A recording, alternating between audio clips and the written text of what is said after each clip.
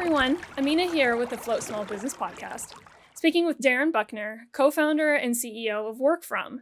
And we're going to be talking about how he's taken his business down a new and really digital path recently, and everything that went into the pivot and everything that's actually still in progress. So, how are you? Let's start there. You know, it's a funny question these days. It feels like I probably am about like everybody else, struggling on a number of fronts, but keeping it together, Yep. and hopeful that things will be changing somewhat soon. There are some things that are going great, and a lot of things that are going not so great. Just trying to hold on here. Yeah. Every entrepreneur that I've spoken to embraces challenges in kind of a unique way. And it's almost like we're born for the ups and downs of entrepreneurship. Do you feel like that mentality or just kind of that attitude has helped you navigate some of the challenges of like things that we just cannot control this year? I've come to grips with the fact that there are some things that I just can't control. I'm okay with that. Lean into the things that I can. I think when you choose to be an entrepreneur, for most of us, it means you're also choosing to take on a lot of unknowns, to deal with things as they come and try to do that the best that you can. And you set up systems to handle that. Hopefully you're able to find a lot of great people to surround yourself with that are smarter than you, that can help you, with those sort of things. So it's very much about being able to handle the things as they come. And I feel like you're opting into that, Yep. and you get used to it. I think over time you also start to enjoy it to some degree. I mean, I was just thinking even before our conversation today, how I get excited about some of the stress or some of the hardest challenges, and I wonder to myself, like, is this healthy? That with like right after I feel the anxiety, I also feel like, ooh, but I'm gonna make it work. Like, is that a healthy relationship? I don't know. Yeah. You smile when you talk about it though. So if it brings you Yeah, joy, then chances are there is some aspect of it that's healthy. I hope so. I Yeah. hope so. Workfrom is a really cool platform. I Thank you. imagine that it has had to change pretty dramatically as a result of COVID-19. Can you walk me through a little bit of where you were earlier this year, January, February, before everything went down? What was exciting for you and what had Yeah. to change? Oh gosh, it feels like lifetimes ago, doesn't it? This is just such an odd time for linear time, or the feeling of linear time. Yeah. Uh, we have been helping people find places to work, physical locations to work all over the world. Specifically, people who no longer work in a traditional office setting anymore, who may work from home or really enjoy working from coffee shops and co-working spaces and other types of inspirational spaces. Uh, but it's always been about the people, and our platform was allowing our community to add these places, to crowdsource them, if you will, to help each other with the knowledge of where these places are, and the amenities at these places, and the culture of these places. Cool. And what we had come to understand is that there was a lot of connection between people that were happening at these places. There was a lot of magic that would happen when people were able to build their networks around some of the places that they worked. And so we were on a mission to build this new connectivity layer on top of the places that people were working, that we could uniquely unlock for folks the ability to help them understand who else works at the same places. What types of crossover or what types of connections could come from that could be useful or mutually beneficial for both parties, and using our technology to be able to make that easier. And that was, we were steadily marching towards that. That was our goal, and we were on track. March happened. March happened. That's what it What feels like now, happened? right? March happened, and we started to understand that a lot was going to change. There was going to be a lot of really tough change happening all around us, and certainly our business was going to be affected. Most notably, people were going to stop using our platform in the same way. The usage was going to look different. If they were using it at all, it was going to look different. Because And people wouldn't be seeking coffee shops to work in, etc., right?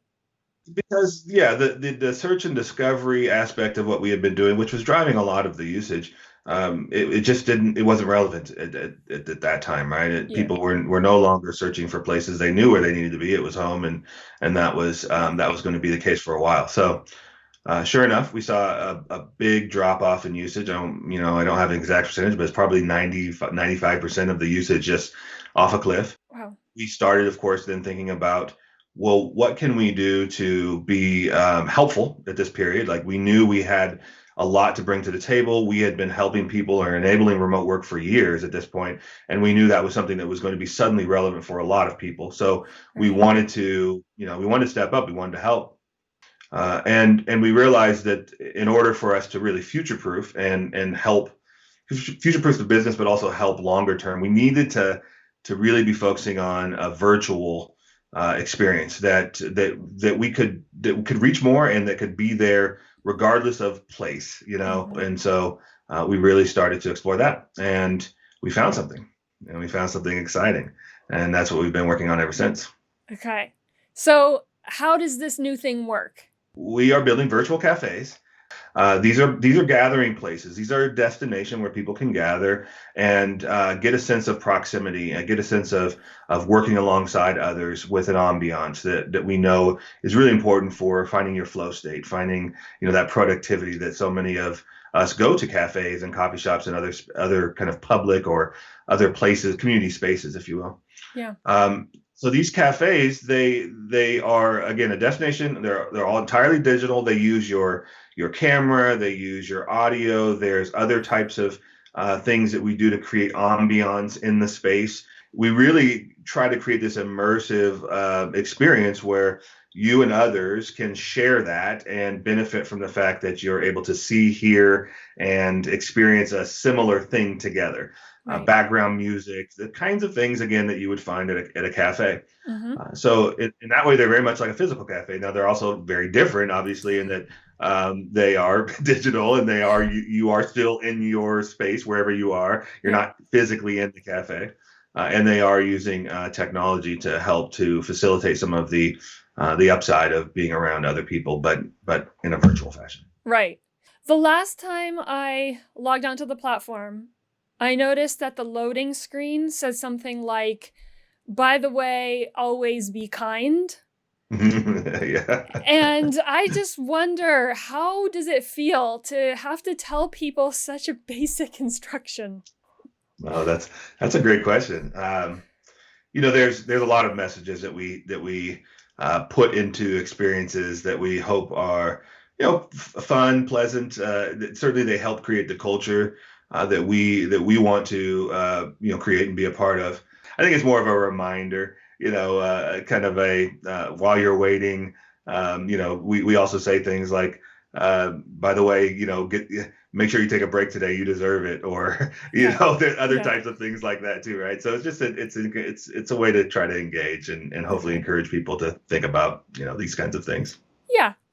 I think that without going into the weeds of that, I think we could use those reminders a little more these days. Yeah, I think Yeah. that's a good way to say it. Yeah. So, what have been some lessons that you have learned in the past few weeks and months building this new platform, but just pivoting in general, that you think that other small businesses could benefit from as well, whether they're startups or they're well established, and are just having a tough time? Well, I think that I learned this lesson a lot, and I'm definitely learning it again. It feels like during this period. Most importantly, I think we need to be having some grace with ourselves and with everybody else.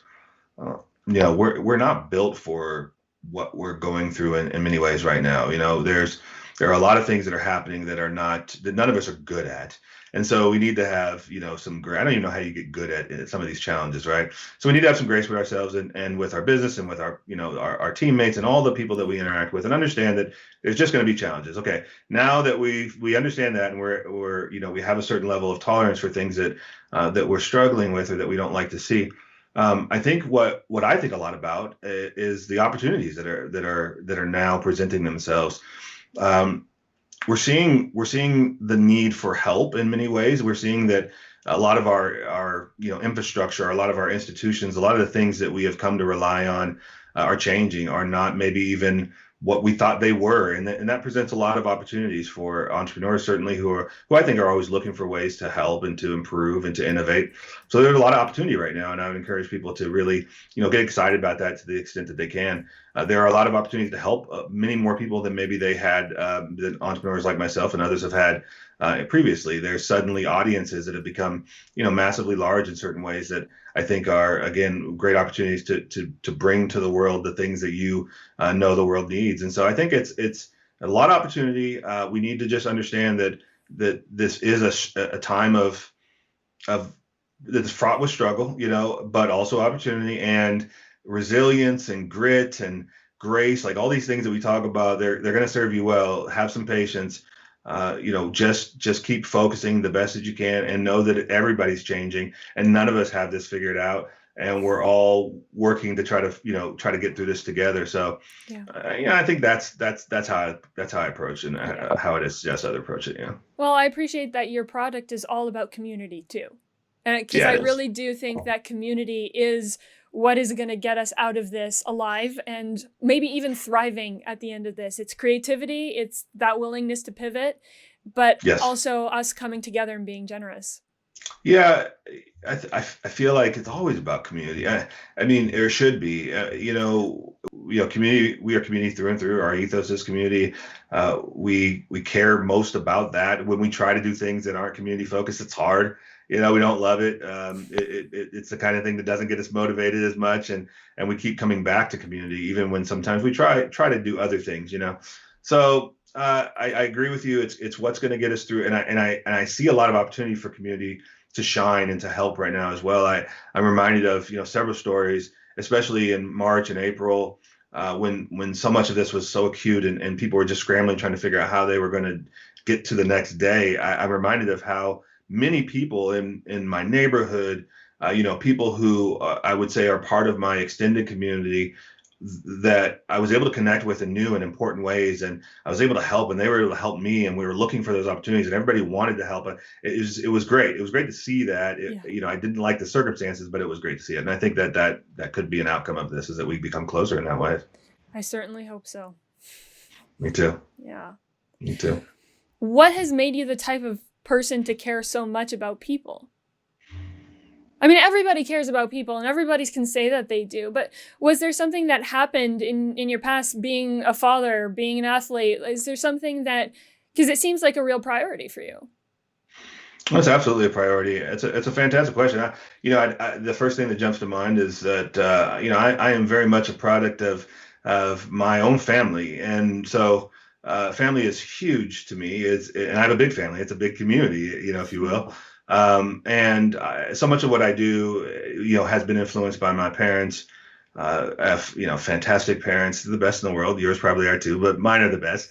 And they've influenced me to care about others, and it was always something that was instilled in us from a very early age, and I think that certainly has made its way into everything that I do.